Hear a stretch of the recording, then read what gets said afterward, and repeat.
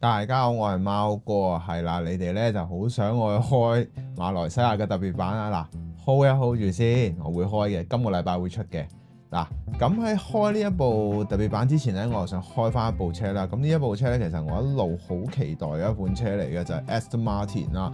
咁其實係之前 Mini GT 喺上兩個禮拜出嘅一款車款啦。咁呢一個咧就係女武神啦。咁女武神對於我嚟講係有啲咩感覺咧？當然就係感動啦，因為呢款車喺做工以及一啲細節上面咧，我諗除咗 Hot Wheel 之外咧，其實係已經冇牌子出過㗎啦，即係較為細緻精密少少啦。因為呢架車咧，女武神呢架車喺基建於好多一級方程式嘅嘢上面嘅。咁今集咧，我哋就會一齊嚟睇下呢一部車嘅一啲細節以及做工啦。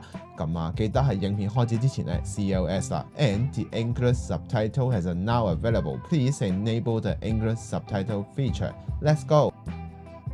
由2016年開始咧，咁女武神就出現咗呢個雛形啦。咁經歷咗5年咧，終於揭開佢嘅神秘面紗啦。咁呢一架車叫做 RB001啦。咁點解會叫 RB 呢？因為基於呢一架車係由紅牛車隊嘅一級方程式賽車部門所研發出嚟嘅技術啦。咁啊，呢一部超跑咧，可以話係街道版嘅 F1 嚟嘅。咁全車嘅核心位置咧，全部用上咗碳纖去製作啦。提高咗極高嘅柔韌性之餘咧，車身剛性力都達到極限嘅。咁配合高性能嘅電動摩打啦，以及 V12嘅引擎啦，最大輸出去到1155匹嘅。咁車身重量咧亦都只有1100公斤嘅啫。咁啊，女武神其實可以話係極致工藝品衍生出嚟嘅超級跑車啦。咁成架車咧由生產去到組裝啦，都係交由英國嘅 Clayton 嘅生產廠房去做嘅。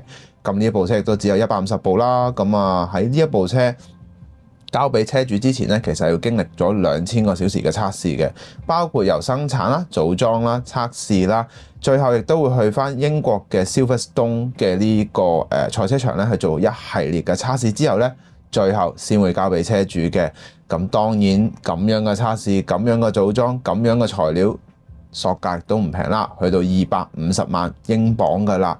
咁啊，據我所知咧，而家呢部車已經去到300萬英鎊㗎啦，非常之珍貴，而且亦都係一個工藝品嚟嘅。咁好啦，我哋就睇下成架車嘅整體結構啦。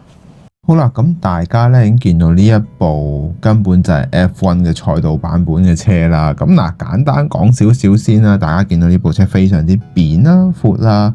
咁一定大家第一時間會問，點解佢個名咁有型叫女武神呢？嗱，咁其實睇翻資料啦，佢嘅名係繼承翻 Aston Martin 嘅用 V 字開頭嘅名啦。其實當時由1951年開始 DB2 咧已經開始去命名一系列由 V 字開始噶啦，包括後續嘅 Village、Vanquish、Vulcan。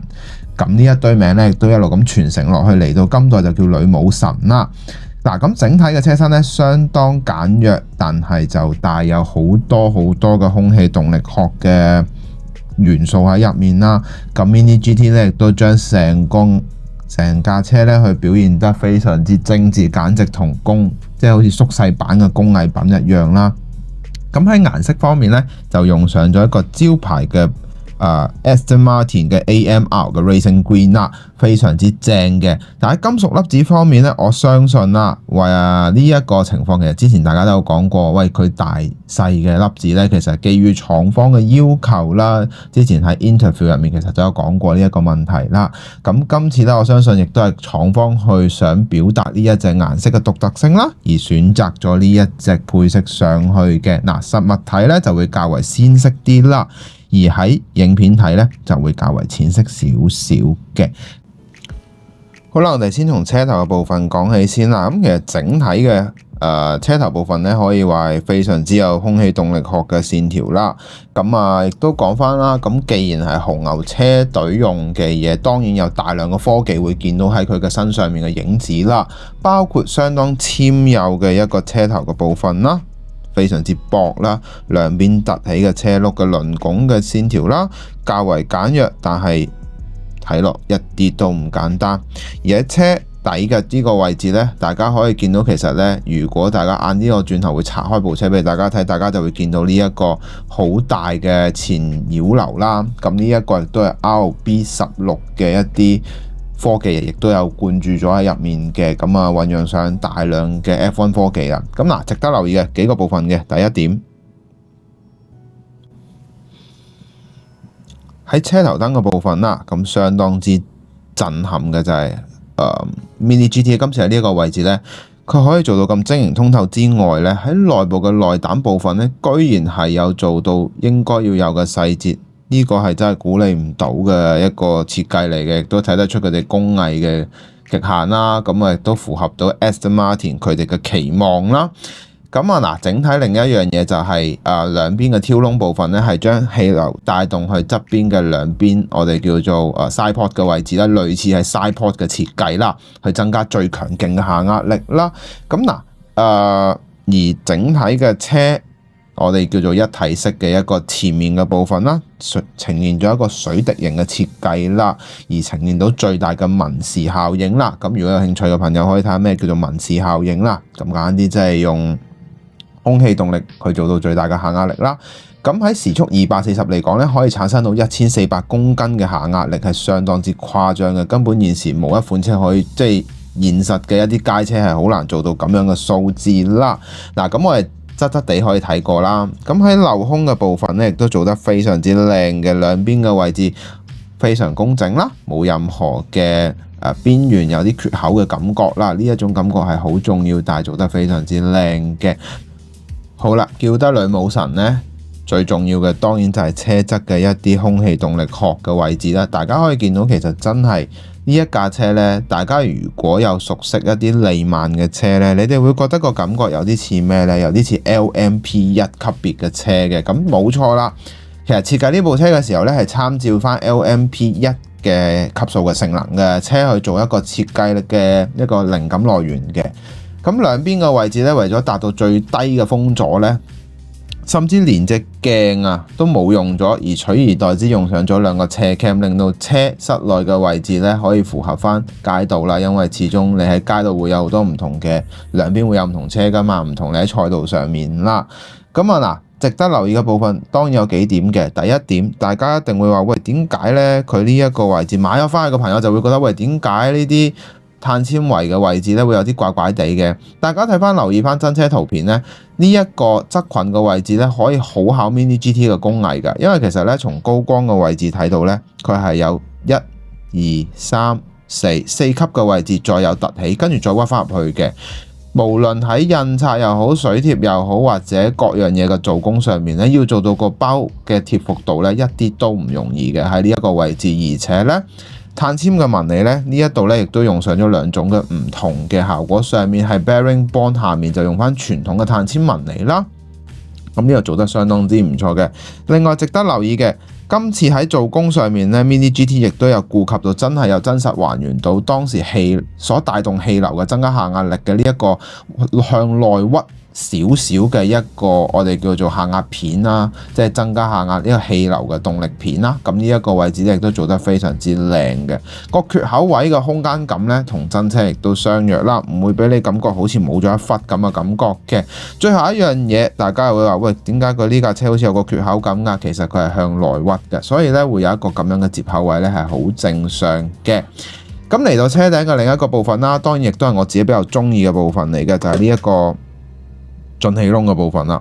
呢個進氣窿咧做得非常之靚嘅，可以體現出 Mini GT 喺工藝上面嘅一個對碳纖嘅一個包裹性嘅極限表現嚟嘅。點解咁講咧？如果大家有玩開改少少裝嘅，就知道其實喺黐水貼方面咧又好，或者做印刷方面都係有困難嘅。你要做到呢一啲位置完全貼服咧，一啲都唔容易。因為 Aston Martin 今次呢架女武神咧，佢後面嘅位置呢一個我哋叫做鯊魚窿嘅位置咧，其實係由向內收，而且係非常之深嘅。而頂部亦都有一個鯊魚鰭，大家會見到。如果你要做到咧，的而且確係唔容易嘅。呢啲位置咧，可以好考功夫。我諗佢哋亦都克服咗好耐啦。點樣可以營造 bearing bond 嘅設計一路做落去，呢條線依然都係垂直嘅。大家會見到咧，佢係冇任何嘅即係話突然間歪落一邊啊，嗰啲碳纖紋理嘅感覺係完全冇嘅。呢一啲位置睇得出佢哋嘅用心位置啦。咁好啦，我哋又睇下車尾嘅部分啦。好啦，嚟到車尾嘅部分啦。咁整體車尾咧可以話係用盡晒紅牛科技嘅所有嘢啦。第一點，你大家會見到呢一份嘢咧，其實係咪好有一級方程式嘅味道咧？因為佢個底板咧有啲似 Flora 嘅感覺嘅，大家會陣間會反俾大家睇噶啦。咁最令我驚喜嘅部分，當然就係尾燈嘅部分。其實我估佢哋應該喺呢個地方花咗唔少時間嘅，因為咧你要做到咁細而且立體，仲要每一支燈都睇得清楚，的而且確係非常之唔容易嘅。咁喺呢一度咧做得非常之正啦。最後尾翼嘅位置，我哋最重中之重嘅位置係咩呢？就係因為其實咧尾翼呢一個地方咧係有，大家會見到其實係斷開嘅。咁但係咧呢一個位置咧佢係會有，佢會喐噶。如果真車嚟講，咁呢一度咧做得非常之靚仔嘅。你冇諗到佢個乾淨度啦，以及咧一體性啊！我哋成日都講話一體性好重要，即係等冇一種分離感。呢一度一條弧線咧，弧形嘅線條咧，呢度係非常之表達得清清楚楚嘅。咁最後一個冷知識啦，就係剎車燈啦。呢一個剎車燈咧，大家會話：咦，點解佢冇剎車燈？佢個剎車燈就喺呢度啦。呢一個咧可以話全世界最細嘅剎車燈嚟嘅。咁呢一個咧亦都係經過咗道路法規，係可以喺行走，就係叫行走江湖啦嘅一個燈嚟嘅。每一粒 LED 咧都係經過咗交通部去做一個亮度嘅測試啦，同埋好啦，嚟到內部嘅結構啦。咁其實整體內部嚟講呢，係用上咗個兩座位嘅緊迫型嘅設計啦。咁話晒，始終佢係一架一級方程式嘅改出嚟嘅一架車啦。咁所以就非常之緊迫，係好正常嘅。咁正常應該得一個座位嘅啫。嗱，咁整體嚟講呢，整個座位基本上係低咗好多嘅。咁而且咧，佢特登個設計咧係將個腳踏位咧更加係身前啦，令到你個人咧基本上係趴喺度揸嘅。